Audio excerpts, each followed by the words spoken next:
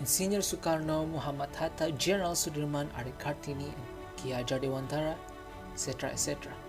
Some of you may only know the name, or maybe know their fame, but this speech is not about them, it's about us. My name is Muhammad Naafi Dhiyaatsaqif, and here are my reflections about the importance of nationalism for Indonesia's younger generation. So nationalism, what is it? Maybe it sounds a bit dry, but according to the Great Dictionary of Indonesia, or KBBI, it means a high feel of love or proudness for their country or nation.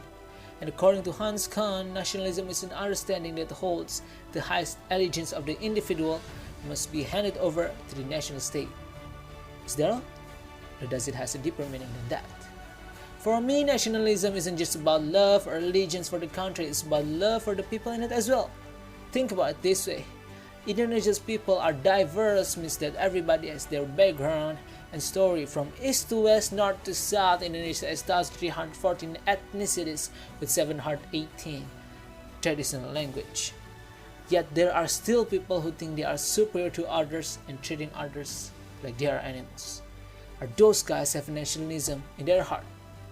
How about those state officials who put money and business on top of humanity, call themselves an official while stealing from us? Even a minister did not even bother to take the goods from the social support.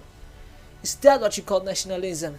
Or what about the media who serve us unimportant pieces of information and content? All the prime time is filled with some people that use conflict and issues as their boost to popularity. Or it's filled with celebrities showing off their wealth. Sometimes there's scandals. Meanwhile, from dawn to dusk, there's our family with hunger. They didn't even get their publicity. Ladies and gentlemen, maybe it's a bit off topic, but stay with me. These are the current level of nationalism in Indonesia, our beloved country. And I know a lot of people say the threat to nationalism is coming from abroad, but these are the facts, and all of them coming from our own. I know this hurt, but this is the truth. I don't want to be heard, I want to be understood. Our country is in crisis, and we need to change this. Ladies and gentlemen, I'm going to stop being negative for a minute. Indonesia is known for determination and spirit of the country. We get called the Asian tiger who sleeps because of our potential to be one of the dominant countries in the world, but we still can't use that potential to be to our best. This is our choice. Do we still want to sleep? Or do we want to wake up, achieve the unachievable, and shock the world? But to wake up, we need to do it step by step.